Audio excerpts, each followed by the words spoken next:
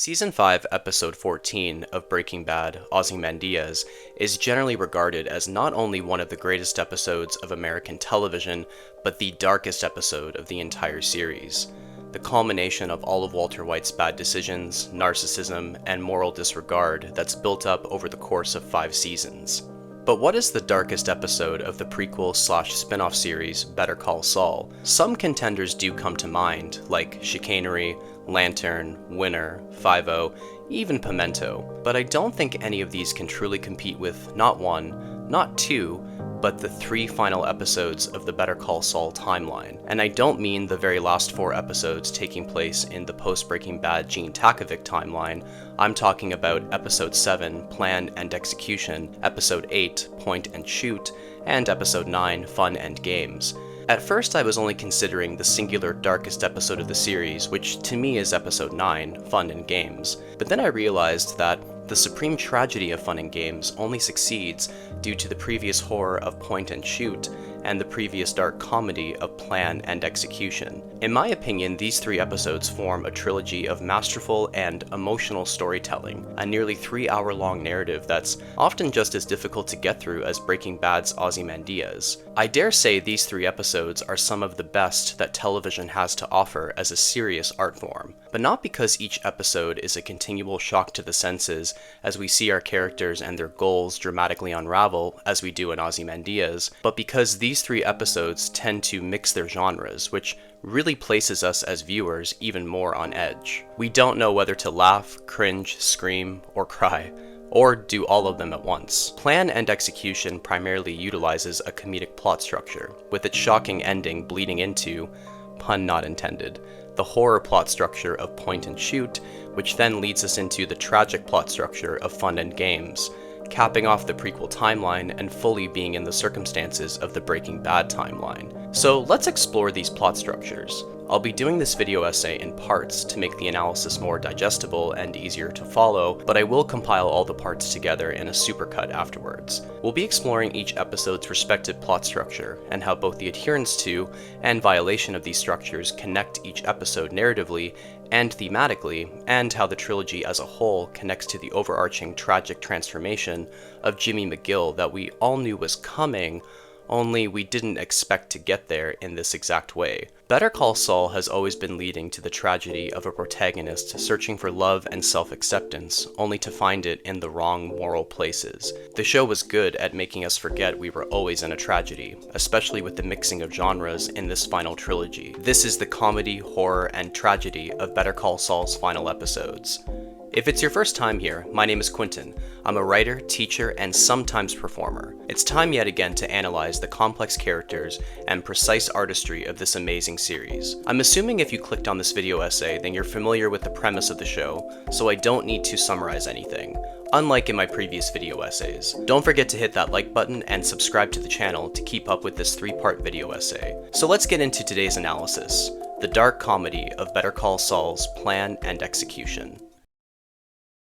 So what even is a plot structure? Every narrative, whether book, film, TV show, and in some cases songs, follows a progression from beginning to middle to end. You may have heard of the hero's journey and how that particular plot structure has been utilized again and again, such as in Star Wars, Harry Potter, and even Bo Burnham's pandemic film Inside, which, fun fact, I wrote my master's thesis on. I'll link it in the description if anyone's interested. One of the reasons certain stories resonate and others fall flat is because of the adherence to basic, universal plot structures that reflect our internal inclination towards looking at our lives and the world through a narrative lens. In Christopher Booker's text, The 7 Basic Plots, he outlines 7 different structures which the vast majority of our collective narratives, at least in Western culture, utilize.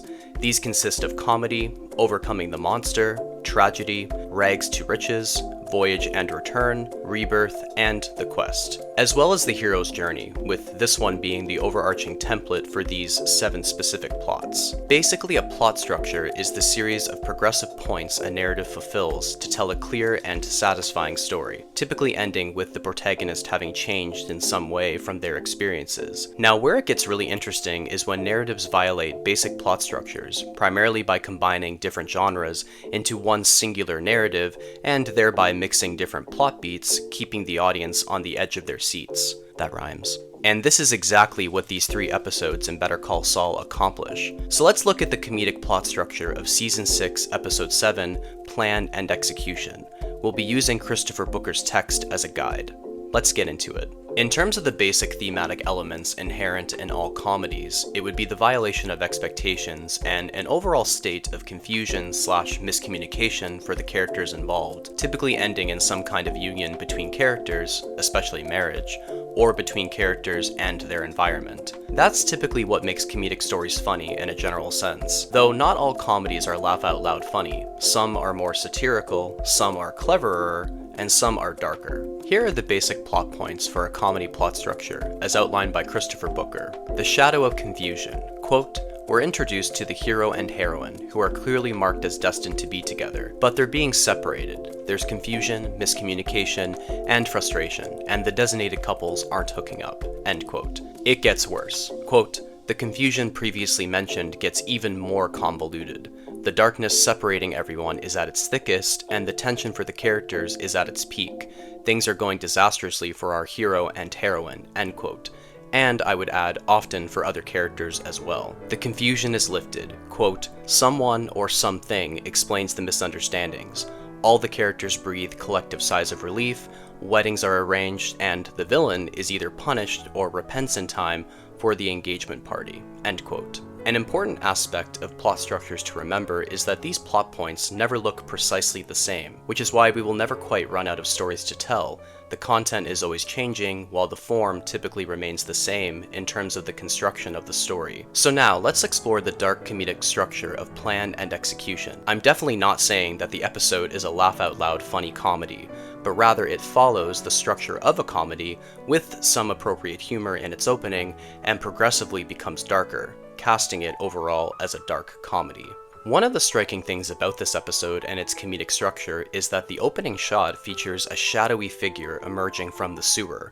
Right away, we are cast in a literal shadow of confusion. Who is this figure? Why are they casually emerging from a sewer? And we pretty quickly deduce that it's Lalo Salamanca, our main villain who will appear as an impending threat closing in on Jimmy, Kim, Gus, and Mike, independent of the comedic main plot that concerns Jimmy and Kim's final play of the Howard scam. Lalo's presence in this episode foreshadows the horror plot structure we'll encounter in the next episode. The confusion for us as the audience continues when we're suddenly following Lenny, one of Jimmy's uninformed conspirators who really just wants to be an actor.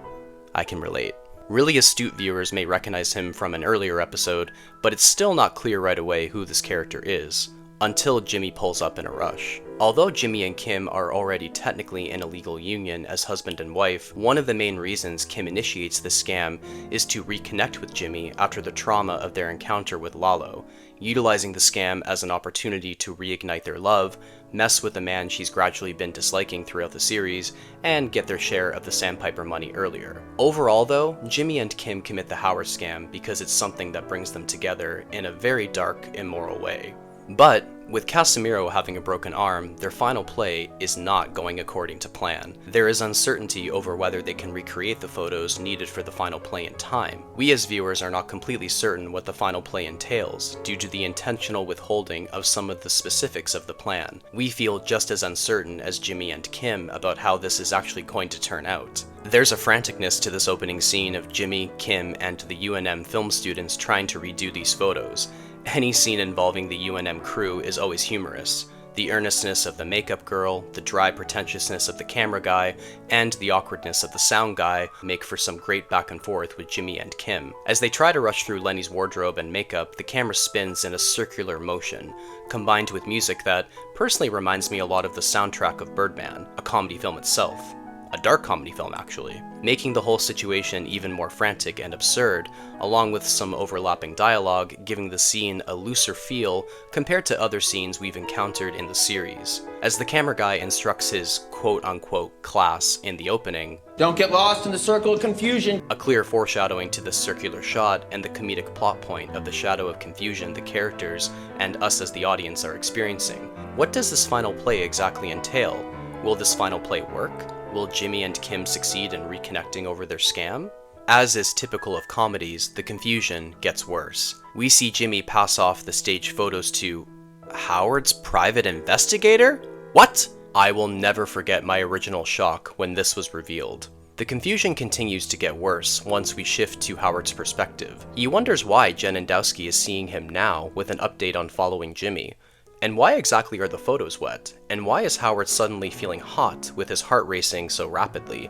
And then, bam, Casimiro walks in, broken arm and all. We start to understand the final play Jimmy and Kim were planning all along, and why it was so important to recreate these photos to show Howard before the mediation. And just as we think we fully understand what the final play always was, we're hit again with a bit of a violation of our expectations. Rather than the staged photos not being there in his office, they've been switched. Howard, despite his intoxicated state, does manage to piece together the entirety of the scam against him, and with the final play a success, Sandpiper does settle, and the confusion/uncertainty is lifted for all of the characters, and for us as the audience, mostly.